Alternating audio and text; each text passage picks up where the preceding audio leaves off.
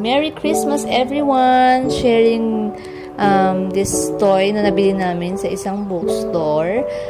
Happy naman si Kuya Seth kasi nakaka-build siya. Ayan, kitang-kita nyo naman kung nakakapunta kayo sa laruan, di ba may ganyang may mga ganyang iniikot-ikot. So, fun talaga si Seth na may spinning, and then maputing-tin talaga si Kuya Seth. As an awesome parents, kailangan na yung mga binibili kong toys is alam kong makaka-help sa